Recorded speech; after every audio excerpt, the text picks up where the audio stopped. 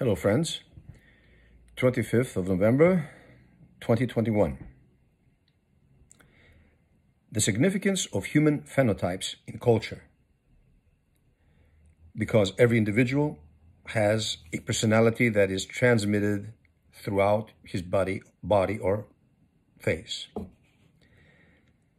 The quality of a civilization's culture is dependent on the collective historical memory and the role models it bequeaths to its youth. That is to say, on the education that cultivates the critical thinking of its young and their modes of behavior, the modes of behavior that its citizens should aspire to. What must be stressed, though, however politically incorrect as it may sound, is that education is not solely affiliated with school or family, but also with the racial and cultural roots that collectively nourish the image and values of any given society, ethnic group, or nation. Yes, even phenotypes play an important role in the formation of a collective identity, as witnessed in the idealized composure phenotype of classical Greek statuary, with which the members of one of the highest forms of human civilization identified once. The term phenotype stems from the Greek words pheno and typos, meaning showing and type, respectively.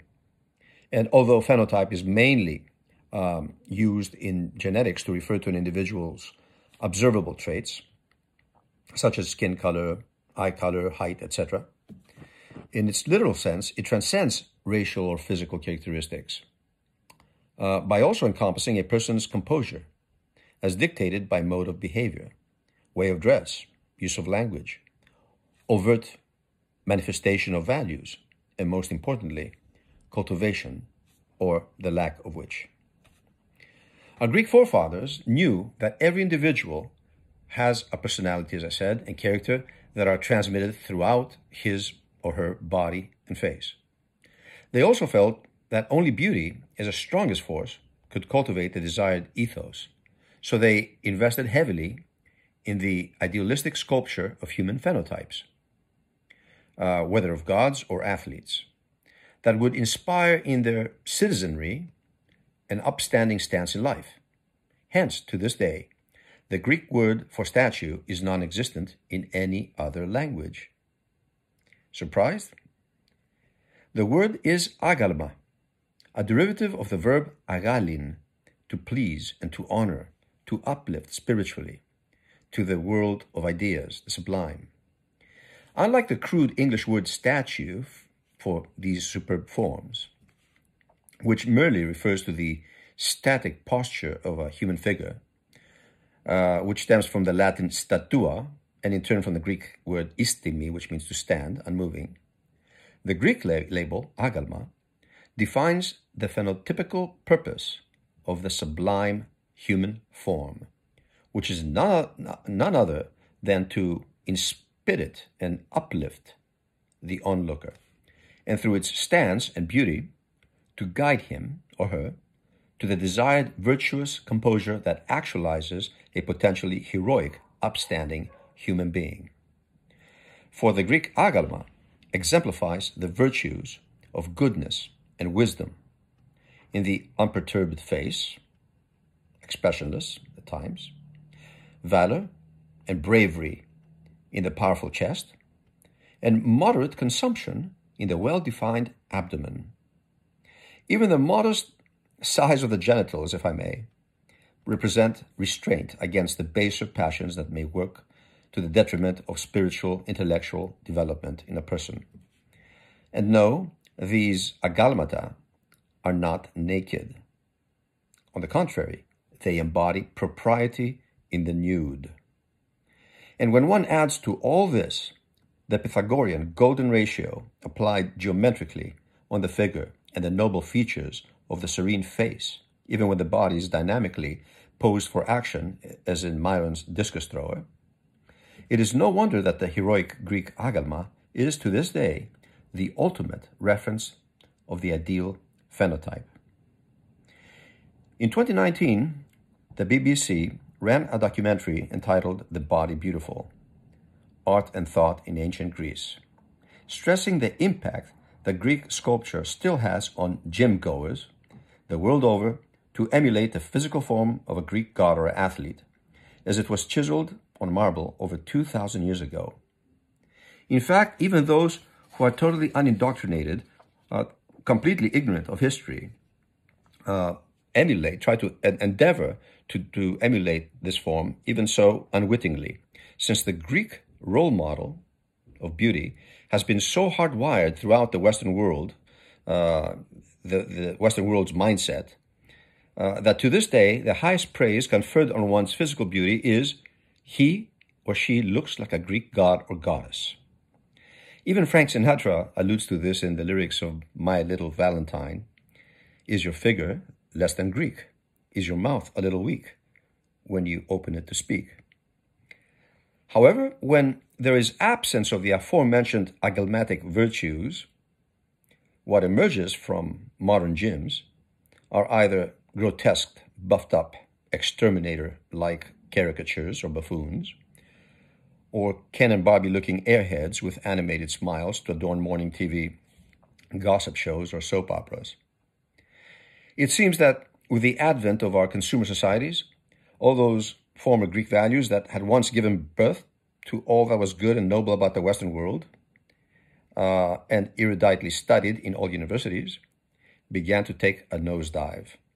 For the human being is no longer considered the measure of all things, as Protagoras suggested. The human being has been displaced by the ephemeral values of profit, superficial or virtual beauty, and materialistic consumption. A Black Friday world. Within such framework, forces serving the financial interests of the few have been creating wars and circumstances that aim to wrest third world populations from their cultural hearths, to indiscriminately mix in all the metropolises of the West. Since no common phenotypes emerge from such multiracial, multicultural quagmires, social cohesion is non-existent.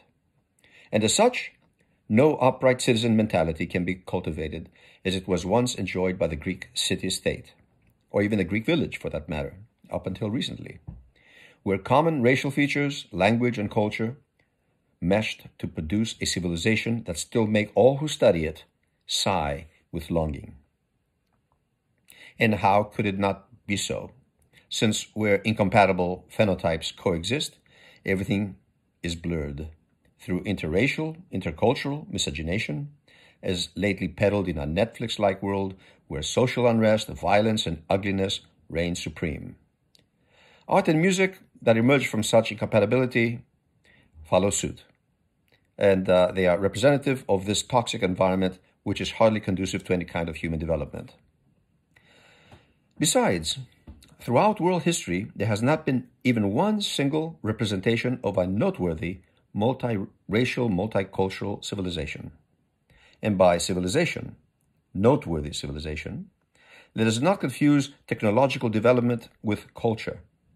For in a civilized state, technology is used to serve the basic axiom, the basic value of a setting that forges upstanding human beings and which secures the safety of its members. Aristotle himself stated that for a human being to fully develop his potential, he needs to have full participation in his or her community, social and political. Today, this is hardly the case in any modern metropolis. And I can cite modern Athens as an unfortunate example, since the once most crime-free city in the world has been experiencing unprecedented crime and violence ever since its neighborhoods began to turn multiracial and multicultural since the early 90s, the advent of globalization. The recent beatings in the news and stabbings, even between adolescents of various ethnic and racial backgrounds in the Greek capital, speaks volumes of what has always lain in store for humanity in like environments. And all this because, as it is impossible to produce good wine, allow me the metaphor, as it is impossible to produce good wine with indiscriminate admixtures, so it is unachievable for an ethnic or racial quagmire to ferment into anything conducive to an amiable culture. When I posted all the above thoughts in Greek, this is what this whole paper, this whole essay in my mind was prompted from. A friend commented that violence in cities may not be a consequence of multiculturalism, but a result of violent computer games and like content in films, and not necessarily, as I said, multiracial, multicultural environments. In particular, he cited the perverted San Andreas or GTA game and the blood-shedding brutality promoted in American films, which are increasingly emulated throughout the world's film industry. It really did strike me as odd that he could not make the connection between the violent content matter he blames for decadence and the multiracial, multicultural source that produces it. For the phenotypes of the maniacs, the maniacs promoted in the San Andreas and Grand Theft Auto games, who indiscriminately kill or steal on a whim, and the unabridged violence in films that we see in our screens, TV screens, and our children are exposed to nowadays, are none other than byproducts of the American melting pot that our deracialized, demoralized, globalized world is turning into, putting paid to any kind of human development. And although there are high achievers and high achiever mentalities in the Western world that places university degrees in education in the highest ranking of values, the cosmopolitan mindset instilled in these young minds, as opposed to local community orientation, produces individuals bearing a substance not much unlike that of floating gases, if I may. Because you need to be part of your community. You need to be able to transubstantiate all this education into your community and form some kind of social solidarity, something non-existent in any modern society, especially in large cities. Of late, the values of such subversions in films, Netflix-like films, are often portrayed in our modern world's representation in art, through art. Ever since Picasso, post-industrial revolution, the human form, in lack of any Grecian composure, as the one behind me, is often fragmented, phenotypical of the absence of the agalmatic Grecian values of cultivated wisdom, valorous bravery, and moderate consumption. For it is not uncommon to see an artist nowadays defecating on a canvas, passing it off as art, or taking a long pee on a fan's face, as did the female vocalist the other day, named Sophia Eurista, as the Uranus surname suggests, during one of her concerts. Maybe this is just what the universal order of things was meant to lead us to. Maybe this is the order of things, whether it may be forebode the death of civilization or the decomposition that must hopefully precede a renaissance. Hopefully, I state. As things may stand, the English poet John Keats himself, who lived in the 19th century, he was enamored with the Greek phenotype to the point that he sat in front of a Grecian urn and praised it in his poem "Ode on a Grecian Urn." And of course, he believed that, as many of his era who studied the classics believed that Greek art could guide any misguided age, suggesting that the only hope for humanity was to bring back the classics in our mindsets. So I would like to read the last stanza of his poem, Ode on a Grecian Urn.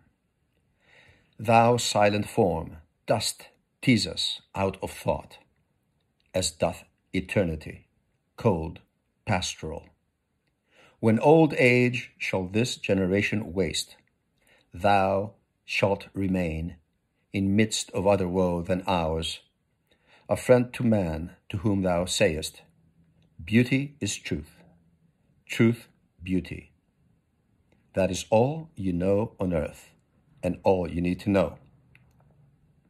For the time being, my friends, in closing, as things stand today, if the Roman Cicero were alive to witness the course of humanity, he would once more expostulate, O tempora, O mores, what times, what morals. Thank you for listening.